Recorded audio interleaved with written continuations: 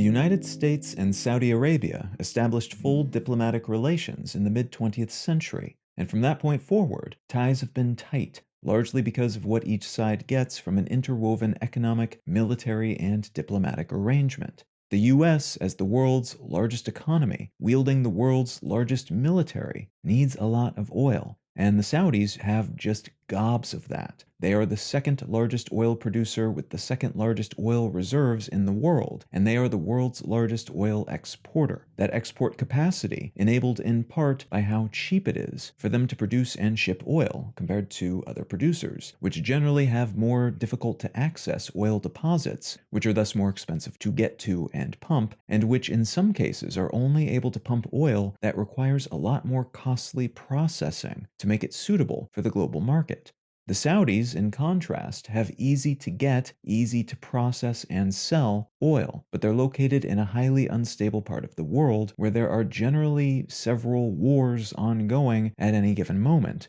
the consequence of invasions or turmoil caused by internal or external forces, and they deal with near constant threats of regime change while also sharing a border with their ideological, governmental, and military arch-rival, Iran. The Saudis' stockpiles of cheap and easy oil, then, makes them a target, and even with that resource wealth aside, they've got a lot of enemies close to home, many of whom would love to see them wiped out, even if they didn't have all those fossil fuels and all that money to steal. The dynamic here, then, is that the country with the world's largest military and massive energy resource needs provides military support, physical and threatened, and diplomatic backing for one of the world's largest purveyors of said resources, which itself is located in a highly precarious and tumultuous region, and surrounded by sworn enemies and potential future sworn enemies. Both sides of this equation have traditionally gotten a lot from this relationship, evidenced by how much both sides lets the other get away with. The US largely looked the other way, for instance, when radicals from Saudi Arabia crashed planes full of civilians into the Twin Towers on September 11, 2001, when the Saudi government doubled down on the suppression of human rights within their borders and larger sphere of influence, and when they murdered a US-based journalist at their consulate building in Istanbul, while Saudi Arabia has overlooked the US's support of Israel, investment in US-based shale oil infrastructure, which put the US in direct competition with the Saudis on the global oil market, and the country's disagreements about how to approach Iran's nuclear weapons and/or nuclear energy program, and how to deal with the ongoing Syrian civil war. Throughout it all, though, the US and Saudi Arabia have remained staunch supporters of each other's geopolitical goals and overall stability. There's evidence the Saudi government has preferred more conservative American politicians, and some American leaders have been more stern about Saudi human rights abuses than others. But even with those periodic blips on the news cycle radar, the overall relationship has remained sturdy, regardless of other, even significant, global or regional political variables. What I'd like to talk about today is a new rift in this relationship and what geopolitical pivots in both countries might mean for the future of Saudi Arabia.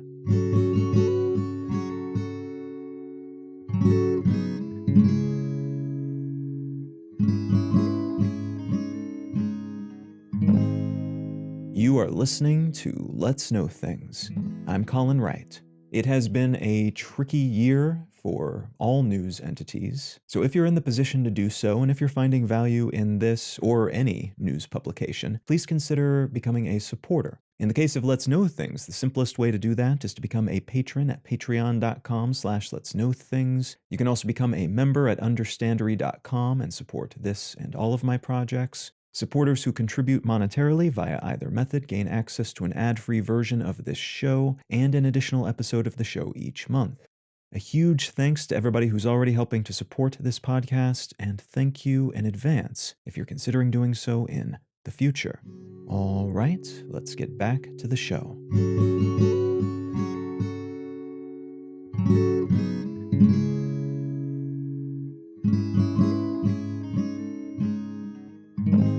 The article I'd like to start with today comes from the New York Times, and it's entitled, "US Officials Had a Secret Oil Deal with the Saudis, or So They Thought."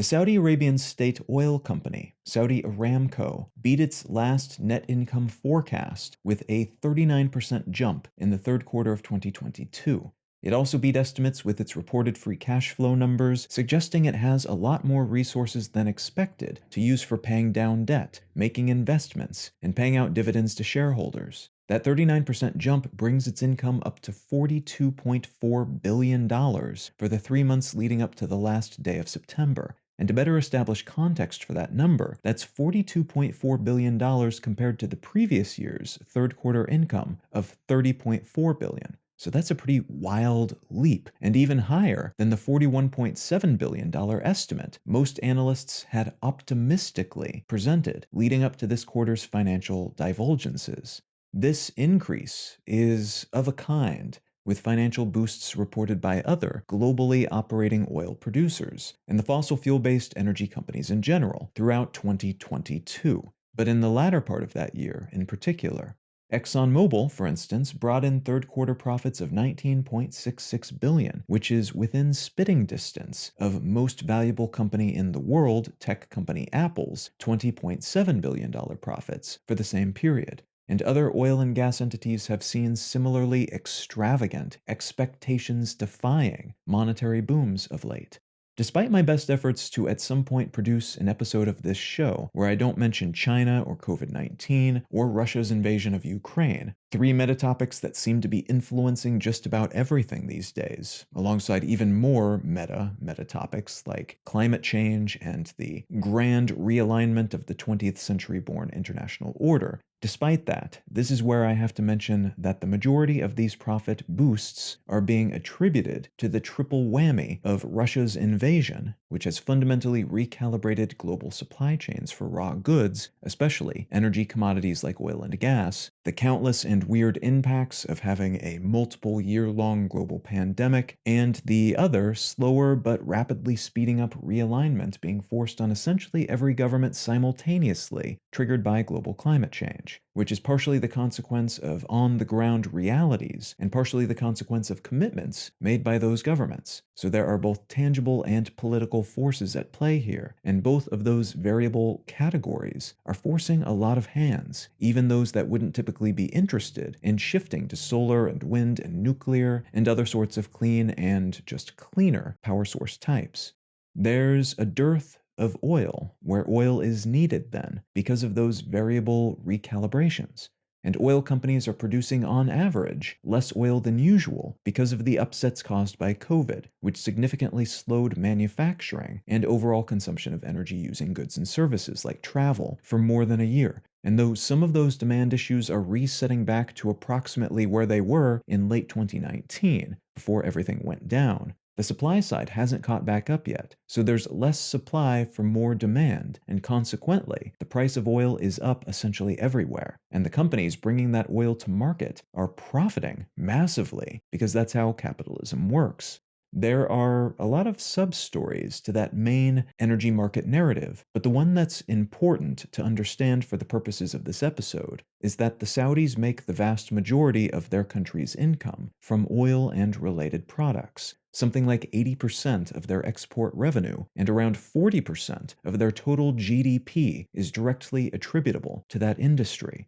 And that sector is looking really good for oil producers right now, so they're even more flush than usual with wealth. That means they've got more raw resources to throw around, but also that they're an even more vital geopolitical entity than they have been in recent decades. And they've already been important enough that the world's biggest economy, most powerful military, and most potent diplomatic force, the US government, has repeatedly overlooked the Saudis' human rights records, handed them billions of dollars in financial and military aid, and essentially kowtowed to their leaders, all in an effort to keep that ongoing, mutually beneficial relationship sturdy and predictable. In mid-2017, a Saudi prince named Mohammed bin Salman, often referred to as MBS, became the official crown prince of Saudi Arabia, meaning the designated successor of the country's king. and thus officially the second most important person in the country, though in many ways the most important, because at this moment the king is not as engaged with the world as the prince is. So the prince is the person doing most of the diplomatic work and negotiation and future planning for the country.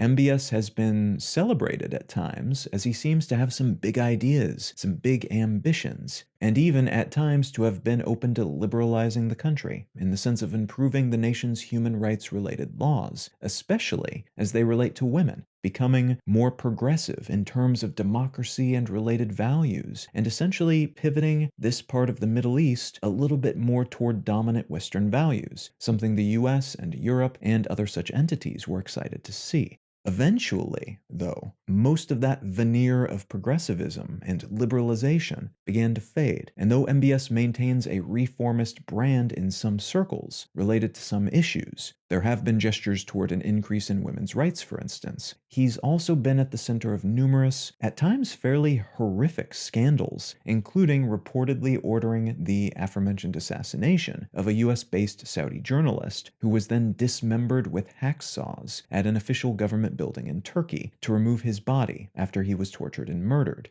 These issues have resulted in many, let's say, quibbles and qualms in the Western world when dealing with the Saudis, since MBS is the one running things these days, but there's still some optimism surrounding his plans, many of which are lumped together under what's been designated Saudi Vision 2030, and which are projects and plans focused on diversifying the country away from oil and a grand reinvestment of its spectacular wealth in various health, education, tourism, and eco-friendly undertakings. There have been previews of this vision's components in recent years, as the country, via the prince, invested in highly leveraged, fast-growing US-based tech companies like Uber, at times through large investment funds like the previously well-regarded, but currently not so much, SoftBank Vision Fund. But from 2016 onward, it's been a more self-contained portfolio of ventures mostly, including some MBS pet projects, like the much-vaunted, currently under construction smart city, The Line, which is meant to eventually be a 110-mile long, which is about 170 kilometers long,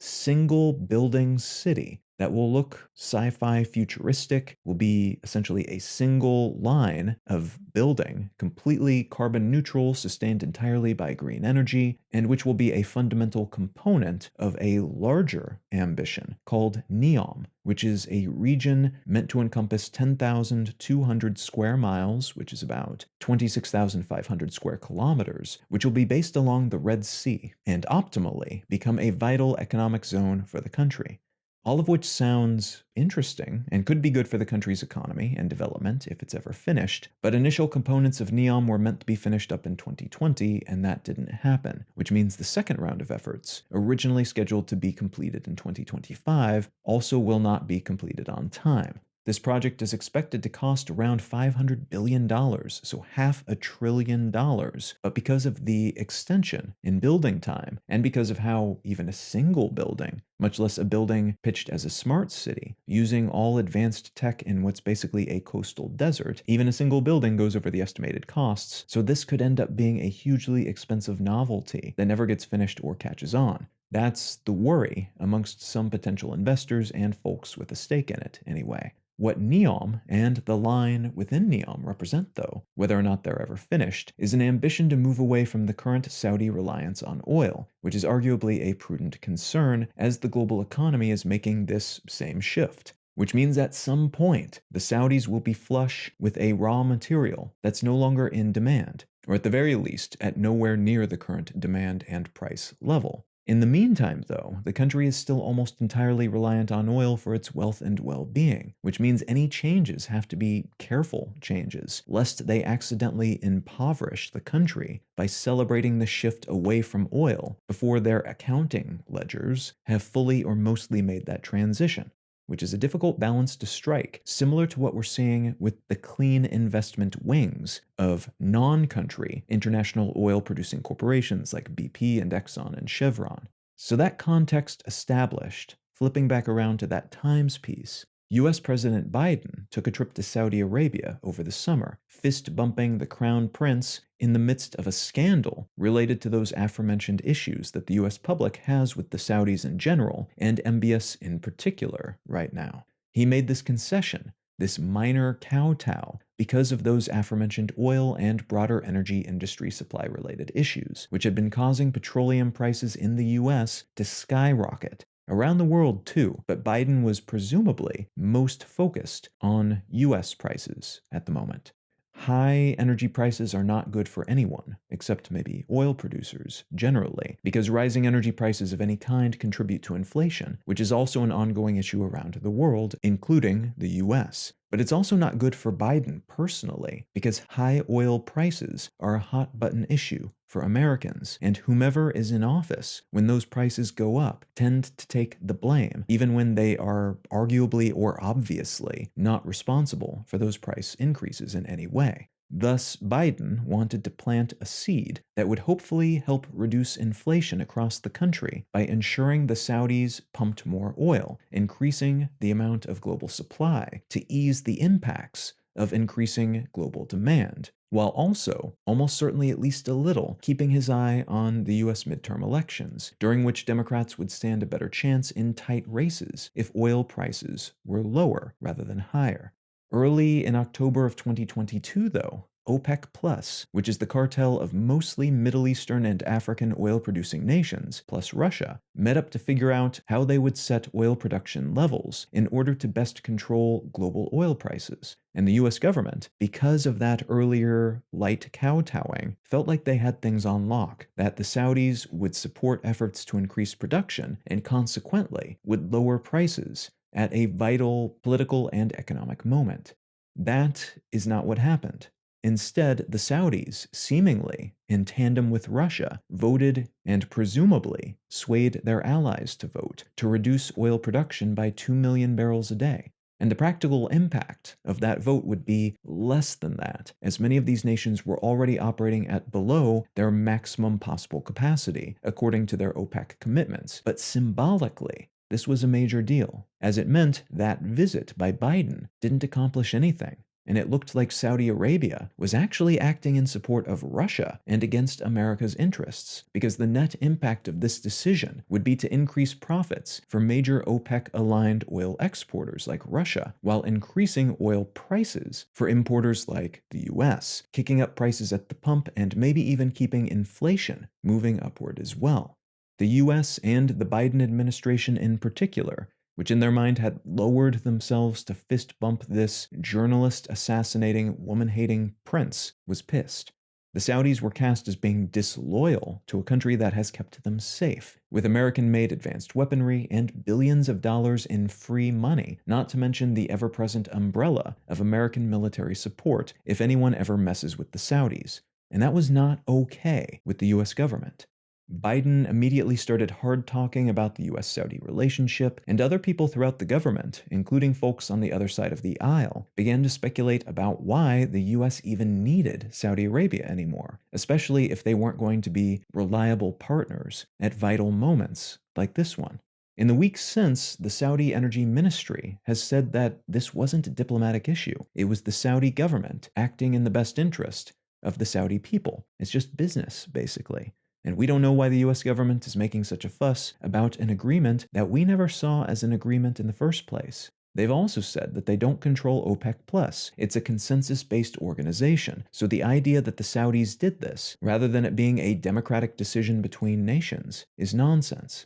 That latter point is a bit controversial, as although OPEC Plus is indeed a vote-based group, the Saudis are the big dog of the group, and they reportedly have massive sway over everyone else. So although Russia is less influenced by their maneuverings, pretty much everyone else toes the line drawn by the Saudis in these sorts of decisions. That former point has a bit more meat to it, though, as it's possible that the Saudis legitimately did not see what they were doing in this instance as the diplomatic slap to the face that the US government perceived it to be. From their perspective, they were doing what would earn them the most money, which makes sense if you're a government of any kind, but especially a government trying to make such a hard pivot away from oil. If you're in charge of such a government, it makes rational sense, according to the laws of the market, to try to wring as much money from every barrel of oil possible so that you can make enough overall money from those resources to transition over to whatever comes next before that well metaphorically dries up because of that larger climate and clean energy related pivot in the relatively near future. Things have calmed down a little in the weeks since this diplomatic upset, as although the Saudis have suggested they might build closer ties with China, they've also made clear that they're still committed to their relationship with the US. The US similarly has gestured at being a bit less pissed off. Biden's energy envoy recently said, for instance, quote, "While we clearly disagreed with the OPEC Plus decision in early October, we recognize the importance of continuing to work and communicate with Saudi Arabia and other producers to ensure a stable and fair global energy market." End quote. That said, there are ongoing efforts, even within Biden's close-knit cluster of advisors and supporters, to truncate military and financial support to Saudi Arabia, to reassess the nature and scale of the alliance, and to either push back hard on the kingdom to punish them and force them to realign their interests so they're a better fit for the US's, or to reconsider that relationship more fundamentally, reinvesting that support in other countries, other approaches to achieving the same thing, or in something else altogether.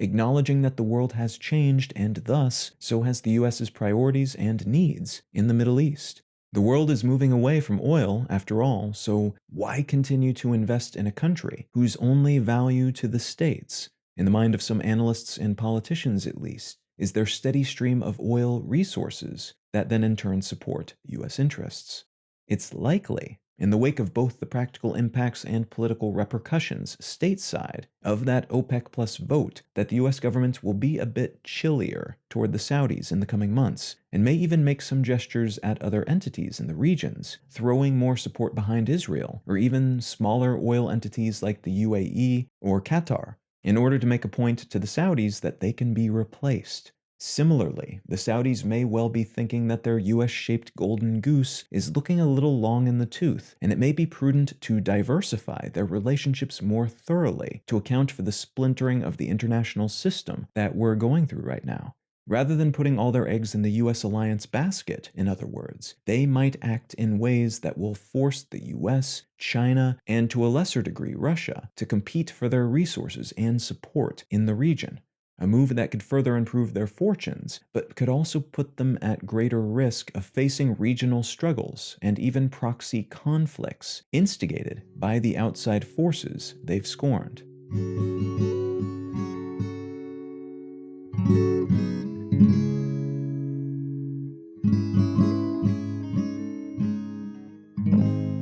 If you're enjoying Let's Know Things, consider becoming a supporter. The simplest way to do that is to become a patron at patreon.com/letsknowthings. You can also support this and all of my projects at understandery.com. A great big thanks to everybody who's already helping to support this show in some way, shape, or form, and thank you in advance if you're considering doing so in the future. The book I'd like to recommend today is called Been There, Done That, A Rousing History of Sex by Rachel Feltman. This book is exactly what it sounds like. It's a walk through the history of some of what we know and think we know about sex, about the way different cultures historically have looked at it, their different proclivities, the history of some of our modern proclivities, an exploration of a lot of misinformation and why we have so much misinformation related to this topic in particular, and it's all related in a very funny but still quite informative style, something that this author is particularly good at in all of her writing. Now, if any of that sounds interesting to you, consider picking up a copy of Been There, Done That by Rachel Feltman. You can find out more about me and my work at colin.io. You can find the show notes and transcript for this and every episode of the podcast at letsknowthings.com. You can find a collection of my other projects at understandery.com. And feel free to reach out and say howdy on social media. I am Colin Wright on Facebook and YouTube, and at Colin is my name on Twitter and Instagram and a whole lot of other ones. Thank you so very much for listening. I'm Colin Wright, and I'll talk to you again next week.